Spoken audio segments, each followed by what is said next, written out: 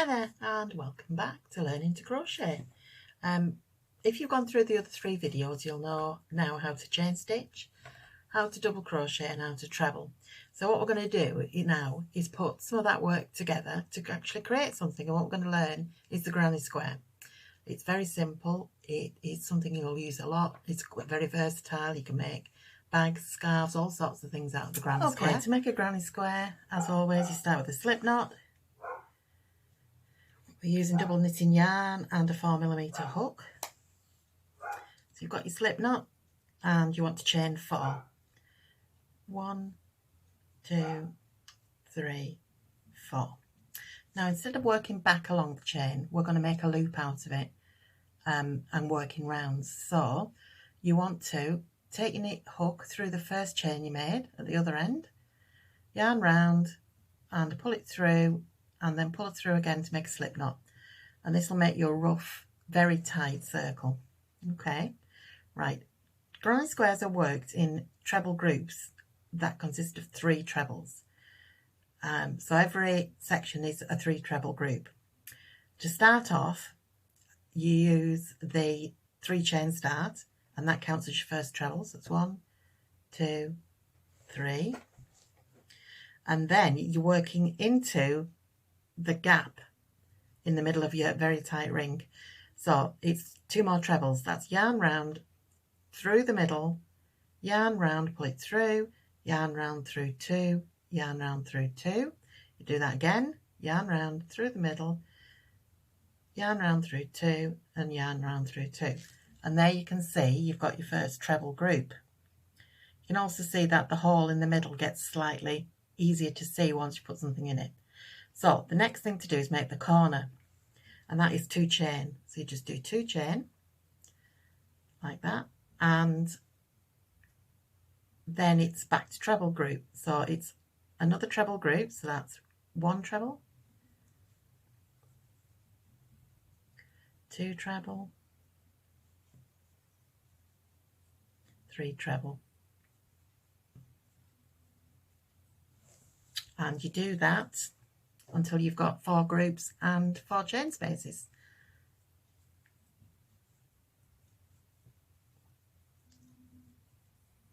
So last 2 chains, and you slip stitch them to the top of your 3 chain start, and that's your first round. And as you can see, you've got 3 treble groups, 4, sorry, 1, 2, 3, 4, and 4 2 chain spaces that form your corners. So you can see you've gone from your very tight circle to a square. Okay, it's time to start the next round. Now for this round, and it only happens on this round, we need to start up in the next corner. So we need to slip stitch through the top of the 2 trebles that we made.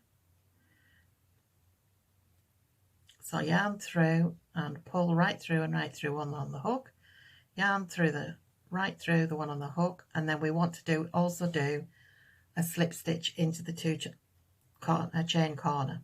Okay, so now you can start your work in the corner. So it's another treble group. So we start with 3 chain just because it's the beginning of the row, then 2 trebles,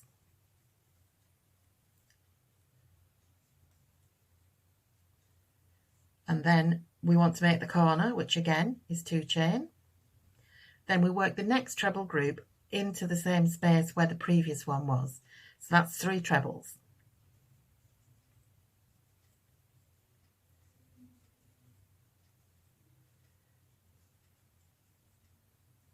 So you can see this time our corner consists of a treble group, 2 chain, and another treble group, and we want to do that in the 3 other corners. So you just carry on working. So you move on to the next one and start the next treble group, 2 chain, treble group in each square, and you just carry on. So as you can see, we've got 4 corners, 4 treble groups, and we're ready to start the next round. Now just on this first round, this is quite unusual because you have to position your yarn in the right place. What we're going to do now is move from here to here, And to do that, we're going to slip stitch through the top of the stitches there. So slip stitch through your first treble and your second treble, and then slip stitch into the corner space. So we're now starting in that corner. So to make a corner on this next round, it's a treble group, 2 chain and a treble group all into this chain space. So you're starting with 3 chain because it's the beginning of the row, followed by 2 trebles, and then 2 chain to make the corner, and then another treble group into the same space. So 1, 2, 3. So that's what your corner looks like now. Now then you do 1 chain between this and the next group of trebles, which are going to go into the next corner space. So we're going to do the same, 3 treble, 2 chain, 3 treble.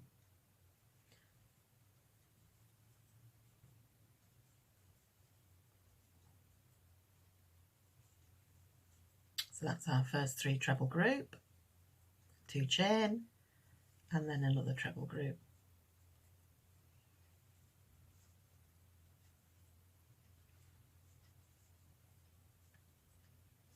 So you can see the corners forming, and making it bigger as we go. So what you're going to do now is carry on doing what you've just done. That's a treble group, 2 chain, a treble group, then 1 chain in each of these corners. So you will end up with a 1 chain, which you will then join to the top of your 3 chain. Right. We've reached the end of this row, so we've done a chain, we're just going to join it to the beginning of the row into the top of the 3 chain with a slip stitch. Okay, right. So the way we're going to work from now on is the way you're going to work right till to the very end. The first 2 rounds are a little bit different as you establish the shape, but from now on this is how we're going to work. So rather than slip stitch into the corner, we're going to do our 3 chain. That's the start of our treble group, and we're going to work into this one on the side. So the sides are different to the corners in that they just have 1 treble group, 1 chain in them. So that's your first treble, 3 chain. So 2 more trebles, 1, 2, 1 chain. You always put 1 chain between the treble groups on the side of your square. Then we're going to do the next corner, same as before. 3 treble group,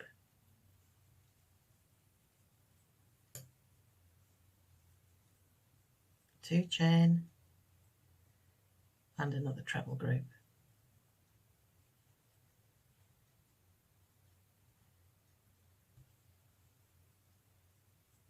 2, 3.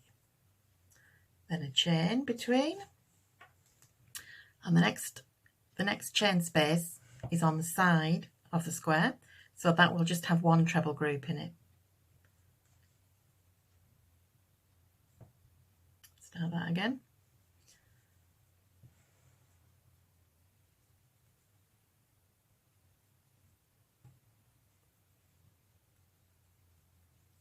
And 1 chain between, and then another corner.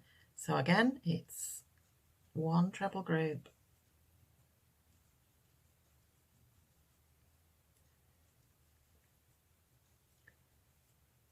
2 chain to make the corner, and another treble group. Oops, that sometimes happens where you lose your, so it's very easy to pull crochet back as well without losing everything. Right, so we're back the first treble of our group. There we go.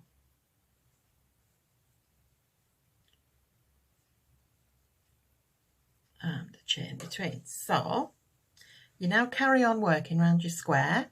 You're putting a single treble group on the side spaces, and you're putting treble group, 2 chain, treble group in the corner spaces, and you go all the way around until you get to here, your beginning, and then it's joined with a slip stitch to the 3 chain. So that is basically a granny square. Can you see? You carry on like that till the square's as big as you want it, doing exactly the same as we did just then.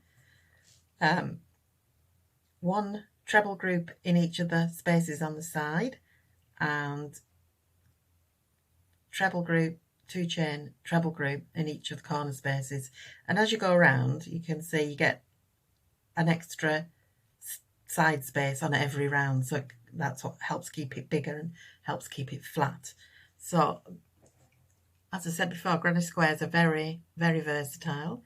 If you wanted to make a blanket, you could either make lots of separate squares all the same size and join them together, or if you wanted just one to go over your lap and keep your feet warm in the cold weather, you could just carry on going round and round and round. If you want to change colour on your granny square, it couldn't be simpler.